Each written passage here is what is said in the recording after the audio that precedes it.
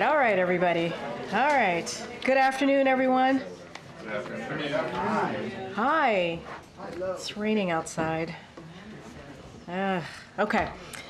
So as you just saw today, the president directed his trade representative to increase tariffs under Section 301 of the Trade Act of 1974 on $18 billion of imports from China. This action will protect American workers and businesses from China's unfair trade practices. As you've heard, the president often say American workers and businesses can outcompete anyone as long as the competition is fair. Our U.S. Trade Representative, Ambassador Karine Tai, is here to share more on the president's announcement and take some of your questions. And with that, I will turn it over to Ambassador Tai. Welcome to the briefing room for the first time. Thank you so much. Well, good afternoon, everyone. President Biden has consistently been clear that he will take action to defend American workers and businesses from the unfair trade practices of the People's Republic of China. Today, he is once again keeping that promise. President Biden and I both know that American workers and businesses can outcompete anyone as long as the competition is fair. But for too long, the PRC has been playing by a different set of rules with unfair and anti-competitive economic practices. Those unfair practices include forced technology transfer, including cyber hacking and cyber theft, non-market policies such as targeting industrial sectors for dominance, labor rights suppression, and weak environmental protection, and flooding markets worldwide with artificially cheap products that wipe out the competition. The president's action today is a part of his vision to rebuild our supply chains and our ability to make things in America, to lower costs, outcompete the PRC, and encourage the elimination of practices that undercut American workers and businesses. We are doing that by investing in manufacturing and clean energy here at home and raising tariffs to protect these investments. I conducted a statutory review of the PRC's forced technology transfer and other intellectual property-related practices, which were the subject of the 2018 Section 301 investigation. In that review, I found that the PRC continues to deploy these unfair trade practices, and I conveyed my findings to the president in a report which is available on the USTR website. It is clear that the previous administration's trade deal with the PRC failed to increase American exports or boost manufacturing. In fact, China's exports in some critical sectors like EVs and batteries actually increased.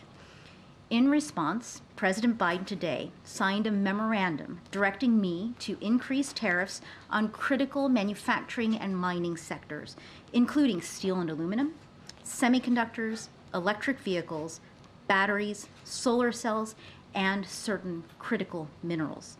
The increased tariffs are expected to cover approximately $18 billion of trade. The president also directed a process to request excluding certain production machinery from the tariffs to permit solar and clean manufacturers to purchase equipment while diversifying their suppliers. Next week, I expect to issue a public notice that conveys the specific tariff lines, tariff rates, and timing for the proposed increases, along with the details of the machinery exclusions process. This strong action by the president is strategic. As he has said, we do not seek to constrain China's economic development, but we will insist on fair competition and defend American workers from the PRC's unfair practices. Today's direction by the president defends American workers and businesses from the PRC's artificially cheap products, whether EVs or steel or critical minerals or semiconductors. I also want to emphasize that we continue to consult with our partners and our allies who face similar threats from the PRC's unfair trade practices and are also voicing their concern with those unfair practices and taking action. Our partners are essential to addressing the broader threat to our working families and businesses. Today's strong tariff announcement is an important part of President Biden's worker-centered trade policy, which is about using trade to empower workers and making sure that they can compete fairly and thrive, and supports the historic investments we have already made here at home. I can now take your questions. Thank you, Ambassador. First, there seems to be some confidence that these tariffs won't cause the competition to slide into conflict with China. If you could just explain a little bit about why you are so confident. And then secondly, BYD is looking to build EV factories in Mexico that could flood the US market. Why isn't the administration preemptively announcing tariffs to hit these vehicles? So, you actually asked two questions. I did. Yes. Sorry. So let me begin with the first, which is that we've been very, very clear about the strategic nature of this tariff review process and the focus on ensuring that the actions that are announced will be effective in leveling the playing field, giving our workers and our businesses the chance to continue to compete and to thrive against an onslaught of really, really challenging measures and a challenging economic system that is coming from Beijing. We have been clear about this with the American public. We have also been equally clear about this with our counterparts in Beijing. Every single one of us, from the president on down, over the course of the last 3 years have made clear the challenges that we are facing, the nature of that challenge, and the need for us to act. Because we know what happens if we don't act and we don't defend. We will see the same patterns repeated over and over again. So what we are doing today should by no means be a surprise to our counterparts in Beijing. We have made clear this is not about escalation. This is about the consequences of decades of economic policy and the need for the United States to defend our rights. And the second question was on EVs and BYD in Mexico. At USTR, that is exactly what we are built to worry about and to be concerned with. That will require a separate pathway. This is about imports from China. What you're talking about would be imports from Mexico. Equally important, something that we are talking to our industry, our workers, and our partners about, and I would just ask you to stay tuned. Thanks, Ambassador. When Trump hiked tariffs on Chinese goods, it led to some increased prices for U.S. customers. How can you be sure the same thing won't happen again? First of all, I think that that link in terms of tariffs to prices has been largely debunked.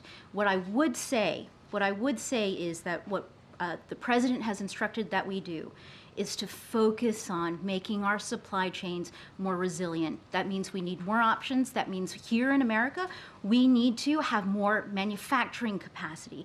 Resilient supply chains means that we will be able to insulate the American economy from the kinds of price spikes and the inflationary dynamics that we have seen that have come primarily from the supply chain challenges we've experienced, first from the pandemic, next from Russia's invasion of Ukraine. If you think back to March of 2020 and you think about how much a face mask cost, it's a trick question. The answer is you did not have enough money to buy a face mask because there just weren't enough in the world to go around.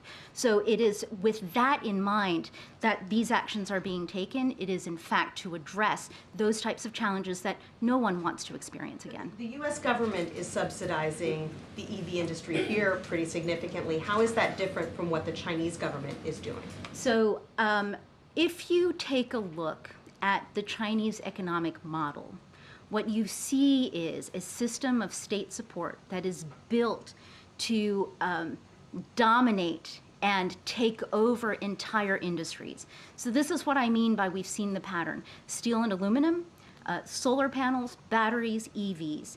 Today, China's production capacity in steel is 55% of world capacity. That's in one country. Aluminum, 60%. EVs, 60%. Solar, 80%. And in certain critical minerals, 85 to 95%. So those are subsidies with an aim to cornering the world market and achieving dominance and creating dependency. The types of support that we're talking about here are defensive in nature. They're about creating the space to compete the space to thrive, the space to survive the kind of onslaught that we are seeing across the board. Did the President signal to President Xi in their most recent conversation that this might be happening soon? So let me put it this way, again, from the President to Secretary Yellen, Secretary Blinken, in my own engagements with counterparts from Beijing, we have been very, very clear about the sobriety with which we approach the U.S.-China trade and economic relationship. It needs to be fair. I did offer my counterpart the courtesy of a notification. This does not come as a surprise, should not come as a surprise to our counterparts in Beijing. The notification, was that today or yesterday or? That was a pre-notification. Thank you. Thank you, Ambassador Tai. I know that these new tariffs are seen as more targeted and strategic, but the administration has chosen to keep in place those Trump-era tariffs on some $300 billion worth of goods, which Biden himself had said in 2019 that Americans are paying for. So why make that decision to keep it in place, and aren't you concerned that it's going to keep prices elevated? So first of all, let me say a couple things. In terms of the price that Americans paid for in the previous era, some of that, or maybe a lot of it, was about the chaos and unpredictability that it created and the escalation that resulted, right? Secondly, I think that I'm a trade lawyer by training, and at USTR, we are deep into the technical issues. The Section 301 based review that we undertook required us to look at a couple questions. One of them was the effect of the practices on our economy. And there you have our response, which is a targeted strategic response that is meant to work together with the investments that we're making. The other aspect that we had to look at was the effect of the tariffs on changing China's behavior with respect to the IPR abuses and the forced tech transfer. There, the findings in my report, which you can find on the USTR website right here, it's a serious report, is that not only have we not seen the problematic practices subside, in some areas we have seen them get worse. And in that light, there is actually no reason for us, no justification to relieving the tariff burdens on the trade with Beijing. And just quickly, what do you say to critics who say that by putting these high tariffs on Chinese EVs, you're leaving American consumers with fewer options, more expensive cars, as China is very far ahead in creating very cheap EV cars? I think what you have to do is remember and revisit the story and the show that we have been a part of for the last several decades, which is as you allow China to dominate the supply and the production in these industries, your choice is actually made for you. You have fewer choices, and it lays our entire economy, from consumers and workers all the way up to our government, susceptible to the kinds of coercion that we've seen from a government who was willing to weaponize the dependencies that it has created when a partner does something that it does not like politically. On Mexico, you said stay tuned. Are you saying that there could be some changes to the USMCA rules or to the law that would allow the U.S. to apply tariffs on goods from China that originate in Mexico or other third countries?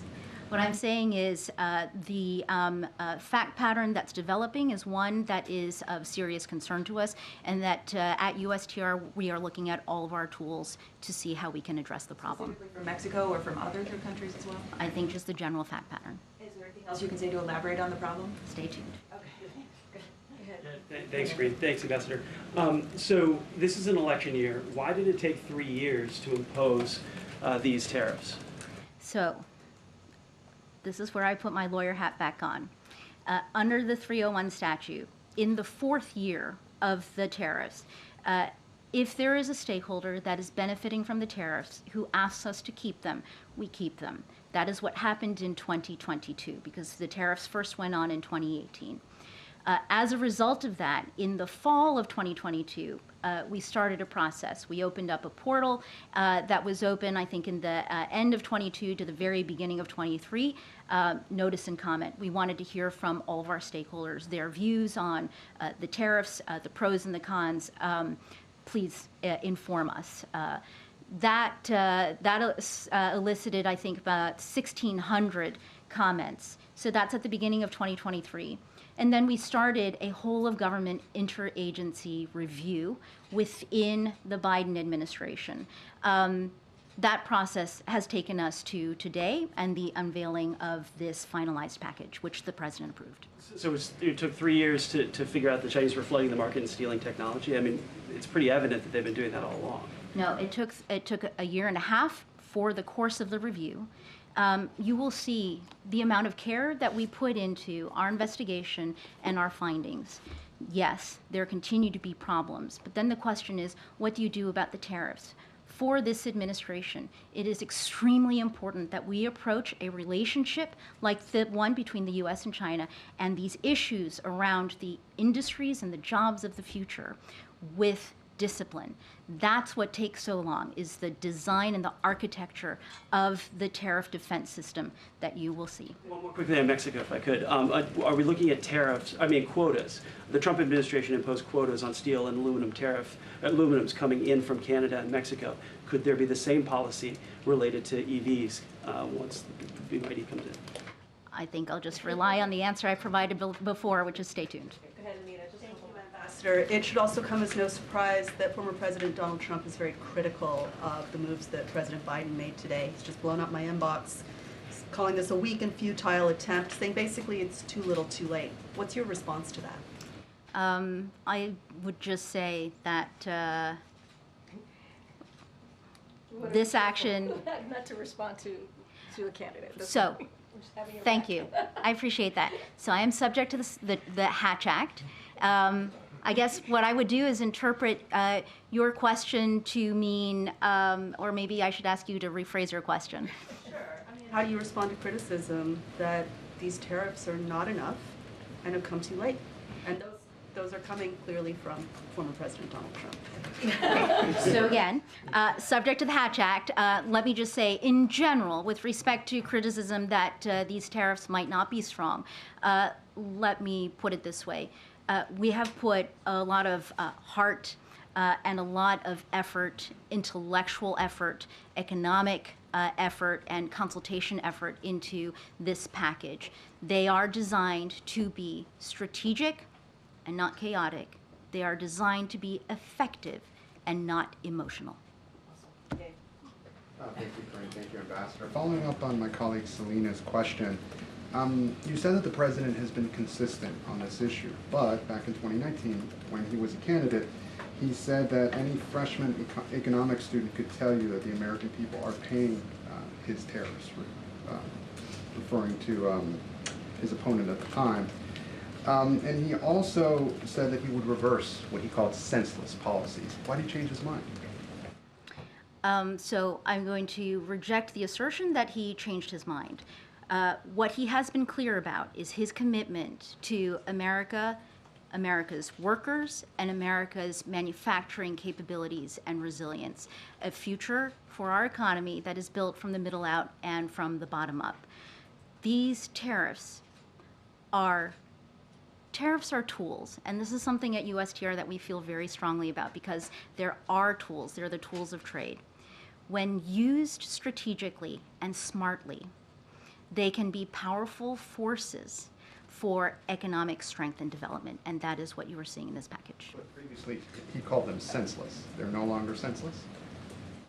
I think you have to separate out the tool itself and perhaps how it's being used and whether or not they are articulated for a particular purpose. There will obviously be costs here. Who are the big losers here? I mean, is it American importers? I mean, there was an International Trade Commission report last year that essentially said that. I would encourage you, I think the ITC report is maybe not as long as our report. It is long. I would encourage you to take another look at it because a lot of what people think it says is not what it said. In terms of the methodology that the ITC used, it is very clear that there were positive impacts of the tariffs on the specific industries that were being covered by it. Let me just back up to the frame of your question. I think that it just comes down to this, which is the president has committed to America's workers and to America's industries and these industries of the future, a bright future.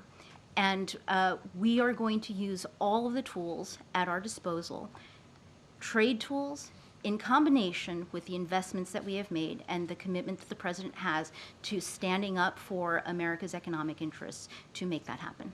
All right, thank you so much. Thank you very much.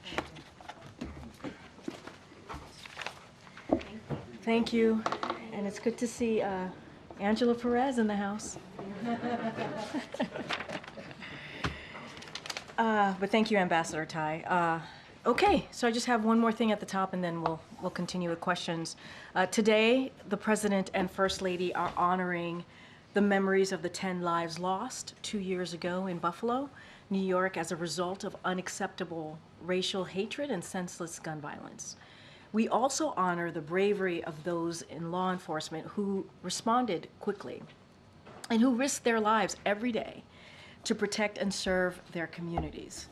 Today, White House Deputy Director of Office of Gun Violence Prevention, Gregory Jackson, will join families of the victims and survivors of the shooting for a ceremony of reflection in Buffalo, where he will deliver a letter from President Biden.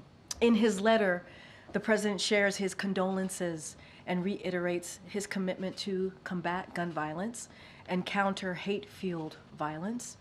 The President will continue to use every tool at his disposal to end the epidemic of gun violence affecting Buffalo and communities nationwide. With that, Amr? Was it appropriate for Speaker Johnson to show up at the trial of the former president today? So look, I can't speak to,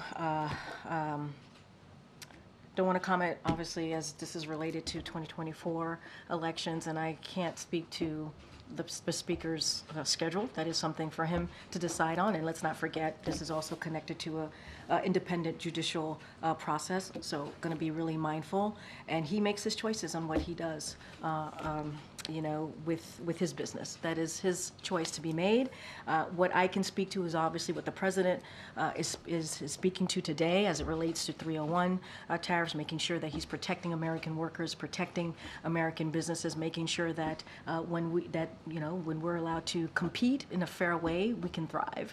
And that's what you heard from this president. And what we've learned and we've seen from what the speaker is obviously leading in with congressional Republicans is that they want to cut Medicare, they want to cut they want to cut Social Security, they want to get rid of things that the American people truly care about.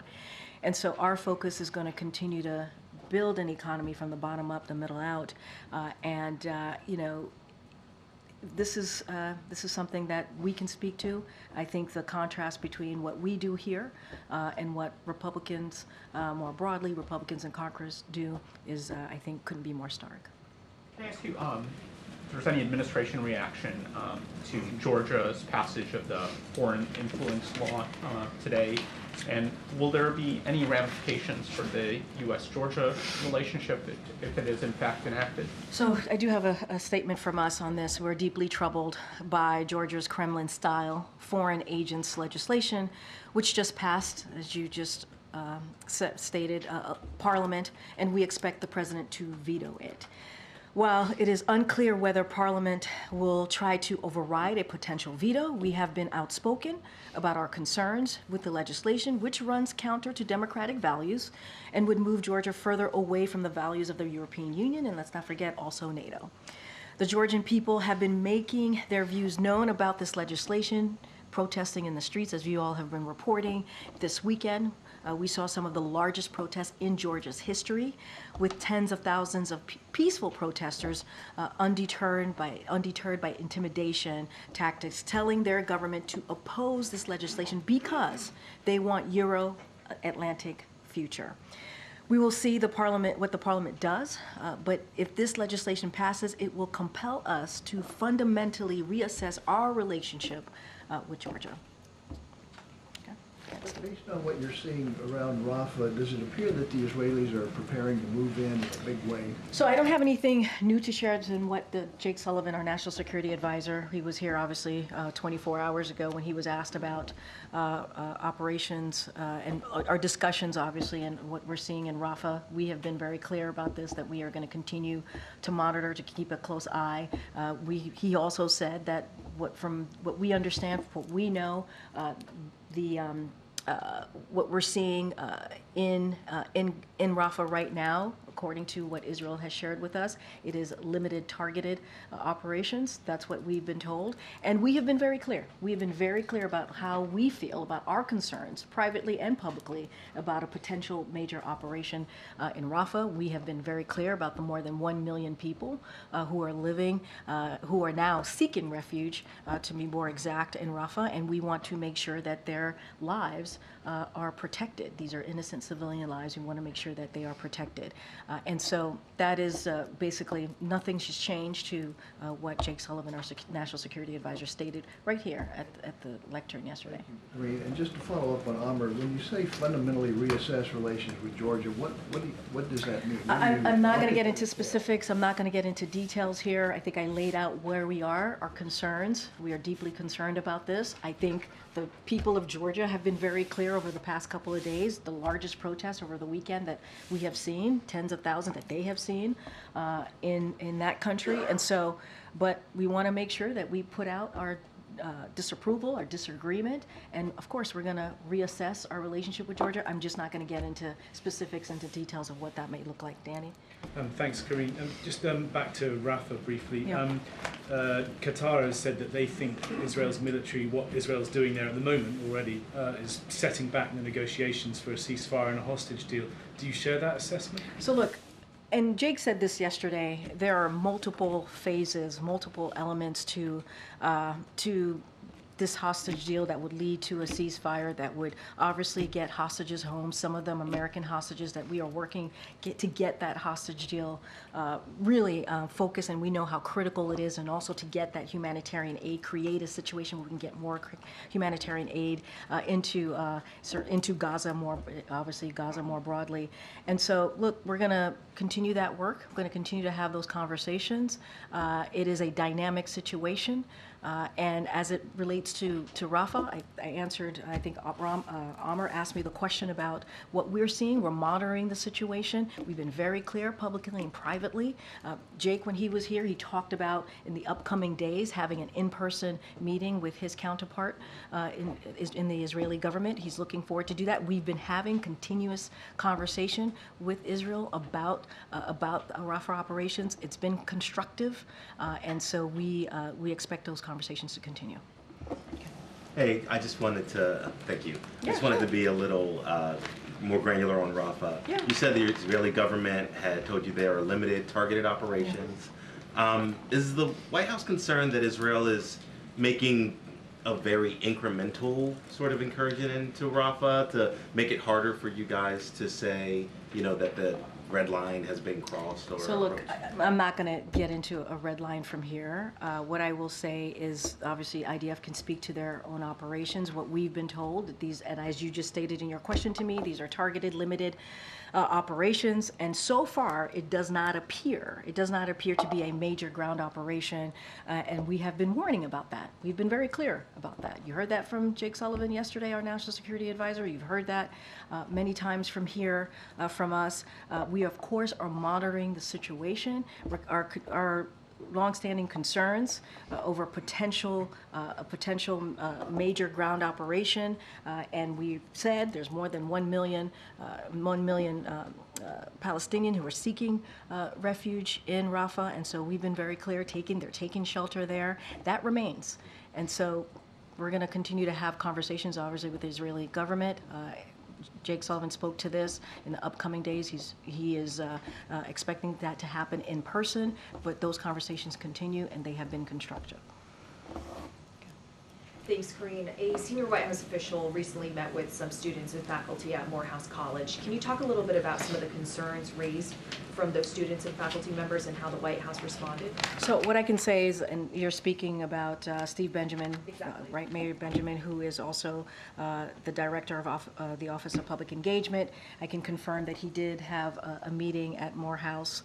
I won't get into the specifics, but he regularly does this. He regularly goes on the road, hears directly from Americans, directly in this instance would be students and faculty, obviously, and just don't have anything beyond that to share. The president is certainly looking forward to his commencement address this coming Sunday at Morehouse. He's looking forward to speaking not just to the students, but obviously families and loved ones who are here, who will be there to hear, to celebrate the students, but also to hear a message from this president. Don't have anything more to share, but I can certainly confirm that Steve Benjamin was at Morehouse recently. And how many American medical workers does the White House estimate are currently trapped inside Gaza and unable to get out? And is there a plan to help them? So I certainly, look, what we have said over and over again, and we will continue to say this, that humanitarian aid workers obviously are brave to do the work that they're doing, not just in Gaza, but around the world,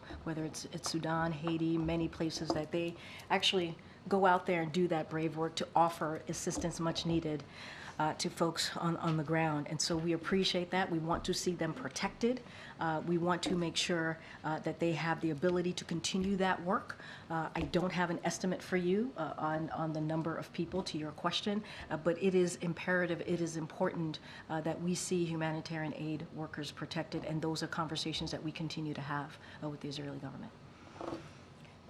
Thanks a lot, Karine. In regards to the president's plans to increase tariffs that he announced earlier today, is there an expectation that China will retaliate? And if indeed that happens, what should American consumers plan for in terms of increased prices that they pay for on a variety of Chinese goods? So I think the ambassador addressed this question a little bit, and what I will say is there's no need for a trade war. There isn't. And we've been very clear, and the ambassador said this at the podium just moments ago, obviously, that we have been very clear about this. We've been very vocal about how the president believes we should move forward. He wants to do this in a smart and strategic way. That's what you see. And it's not just the tariffs, it's an investment. You hear him talking about investing in America, making sure that manufacturers are coming back. We have created almost nearly 800,000 manufacturing jobs. So there's an investment piece, not just the tariffs piece. And the president has been also very clear. This is about American workers, this is about American companies, this is about protecting them. And we have been also very clear that China's policies, trade policies, have been unfair. And we've had concerns. You heard the ambassador talk about how you've seen cabinet level conversations about this over the year. And we've been also very consistent about that, whether it's Secretary Yellen, Secretary Blinken. They've been the most recent secretaries to have traveled to Beijing, and this came up to have those conversations. And so, look, there's no need. There's no need for a trade war. That is not what this is not what this is about. This is about protecting, again, American workers. This is about protecting American businesses, making it more fair so that we can compete. And we believe that with a fair scenario here, that we can outcompete. I also wanted to ask you a question that you were not asked yesterday. It's in regards to the vice president's language that she used yesterday to young people. I'm not going to repeat that language. I don't use that language publicly, and I don't think you want me to repeat verbatim. I mean, it's up to you if you want to repeat it or not. I can't speak for you. I'm not going to. So okay, my question to you is that appropriate? Were you surprised she used that language? Was this a one-off, or can we expect similar language from the vice president going forward? So look, for those of you who have covered the vice president, knows the vice president, she's passionate about what she fights for. She is. And I think it's important to have someone who's passionate about what they're speaking about what they're trying to lift up. You've seen her be incredibly passionate about the reproductive freedom and what's happening right now in this country when it comes to women's right, women's ability to choose, make really difficult decisions on their body. You've seen her talk about that with ending gun violence and encouraging young people to not let any obstacles get in the way. And so we're talking about someone who has broken glass ceilings, right? We're talking about someone who can speak to, about what it's like to go through that process.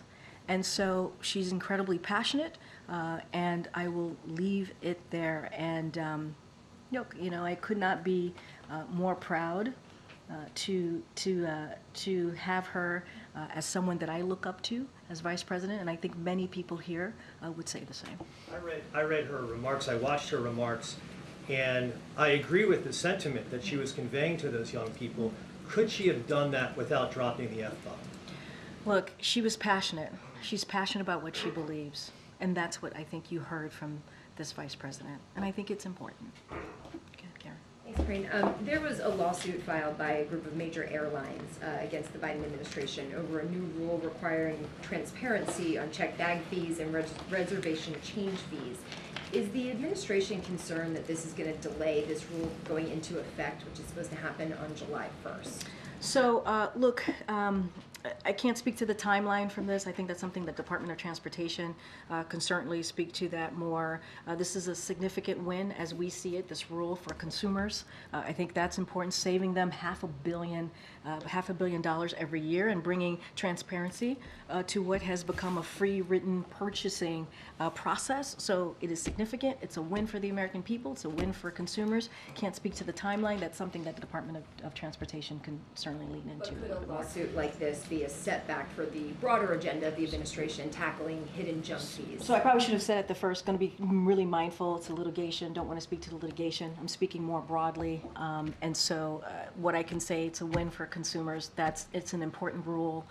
It is, we're talking about saving billions of dollars to the American consumer. And so it is important to move forward, a step forward. And anything else, I would certainly refer you to Department of Transportation. Okay. At this point, when Gaza has been practically leveled, 80% of the hospitals are out of service, most of the people have been displaced. What do you think is the incentive Hamas has to keep negotiating a ceasefire?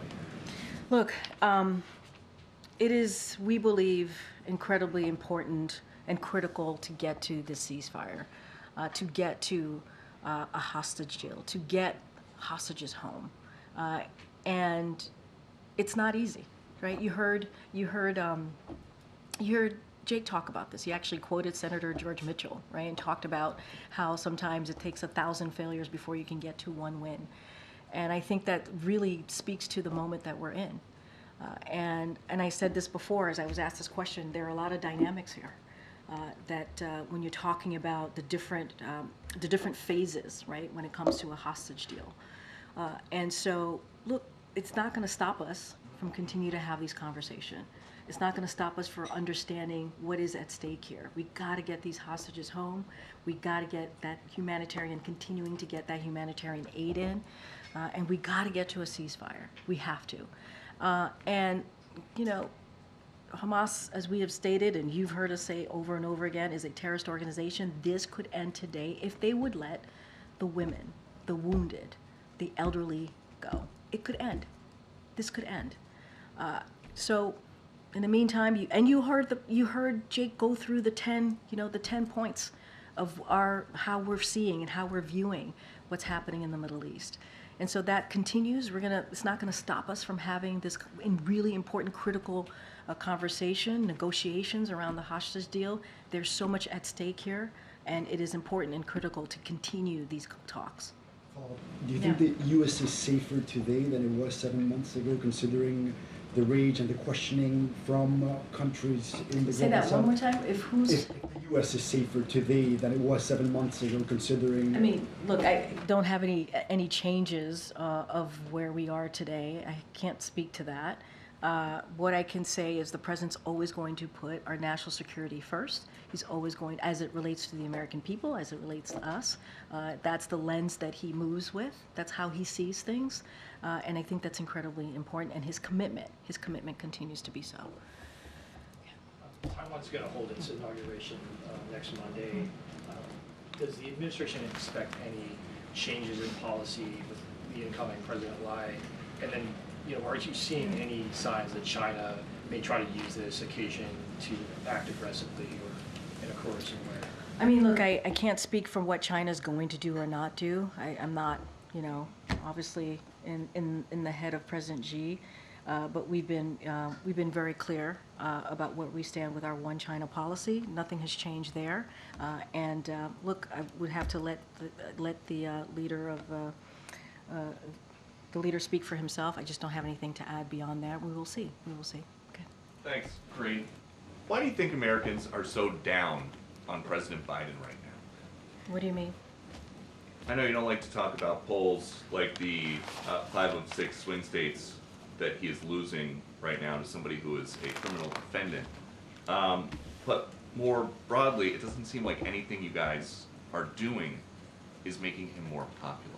Why do you think that is? So you mentioned a criminal defendant, your words, not mine. So I want to be super mindful about how I answer this question because obviously that criminal defendant is also in the race for 2024 election. So I'm going to be super mindful there. I will speak more broadly to what the American people are going through.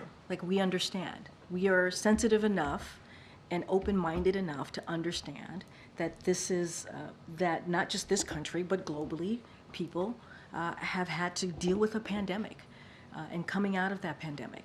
We understand that even, you think about gas prices and because of Putin's war, what that has occurred that led to gas prices increasing. And the president had a lot to deal with when he walked in.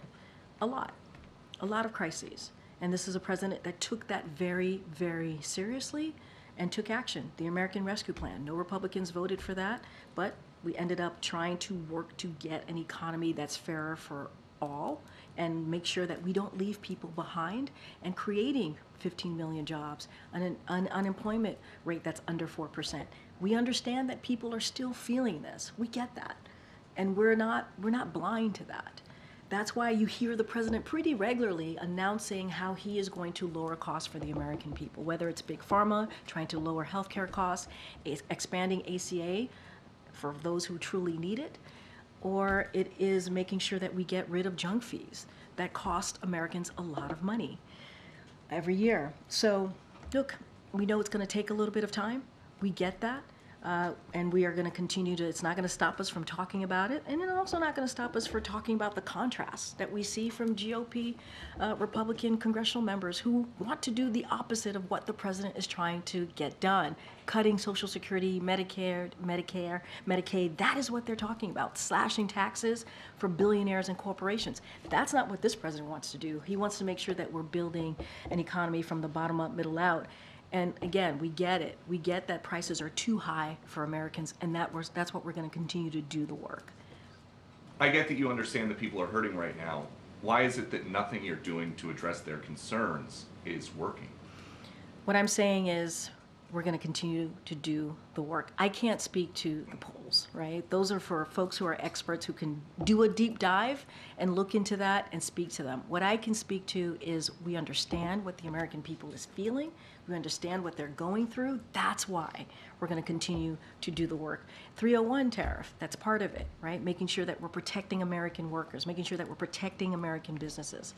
That's the work that the president's going to focus on, and we're going to continue to move in that way. So, more broadly then, have you considered in the White House that some of President Biden's recent policy positions could be a turnoff to the people that used to like him? So here, I would disagree with you there, because a lot of the policies that the president is pushing forward are incredibly popular. They are. Student debt. Even though you have Republicans who stopped the president on moving with his plan on student debt, that's actually very popular with Americans. Fighting big pharma, that's popular with Americans, right? Making sure that we lower costs on healthcare, that's popular with Americans. So what the president is actually doing is popular with what majority of Americans want to do, even in protecting reproductive rights, something that Republicans are not on the right side of history.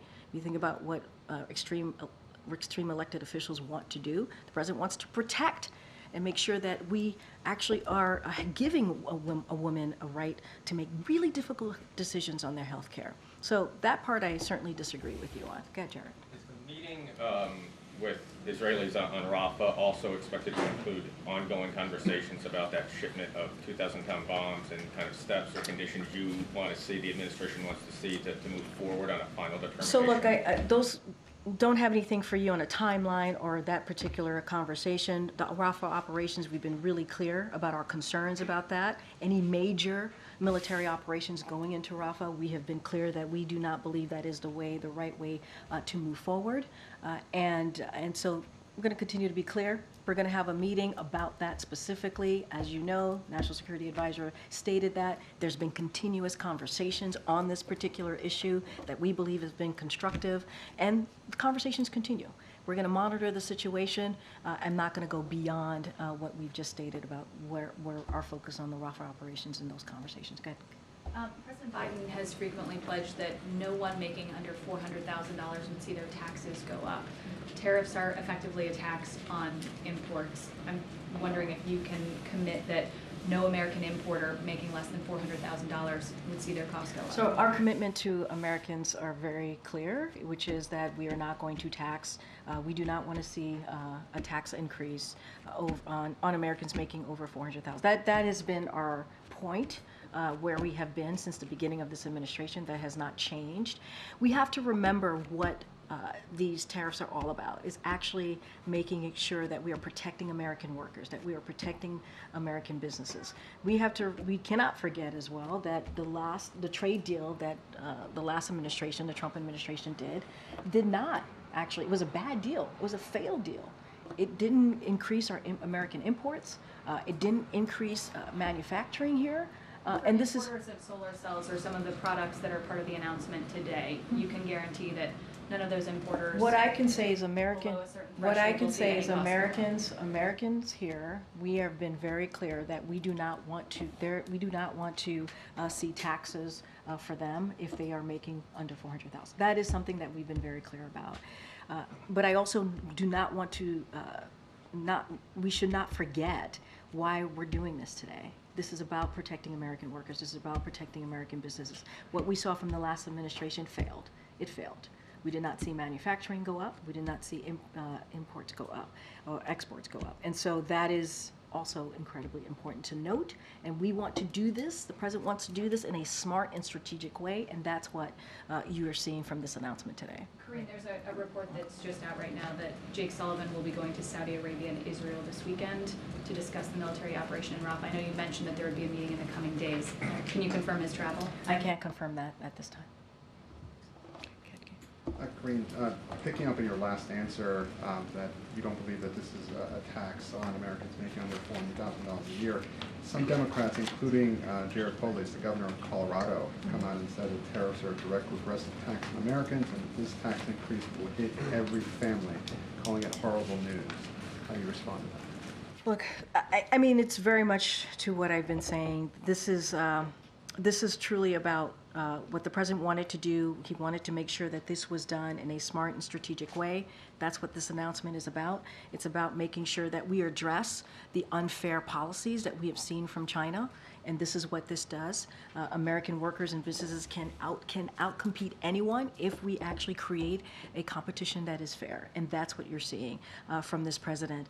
We have been also very clear that we do not want to see a tax increase for anyone making under $400,000. That has also been our approach on this as we talk about the economy, as we talk about making sure that we are building an economy from the bottom up, middle out. We want this to make sure that we're not leaving anyone behind. This is a smart and strategic approach from this president. These tariffs are targeted at critical industries where his Investing in America agenda is spurring a manufacturing boom. He is coupling investment with actions to protect American workers and to protect businesses as well. That's our approach here. That's how we're going to move forward. I know you said you couldn't confirm Jake's travel to Saudi Arabia this weekend, but would you say across the administration, is there an increased sense of urgency to make sure that Prime Minister Netanyahu does not go further into Rafah? I mean, I think there's been a sense of urgency from day one. We've been very clear about this. The last time the president spoke to the prime minister, one of the topics that came up that we read out to all of you was the Rafah operations. You've heard us say over and over again about our concerns, and we've been clear about our concerns privately and certainly publicly about more than 1 million people. 1 million Palestinian citizens are now seeking refuge in Rafah. And so we want to make sure that their lives are protected. Understanding that dismantling Hamas operation is actually really important. This is something that we believe in, that we want to see as well. That's why we've offered our own thoughts on how to move forward with that. Conversations continue. We're going to be very clear about our concerns here. And I'll just leave it there. All right, everybody. Thanks, everyone. I'll see you tomorrow. Tomorrow. Bye, everybody.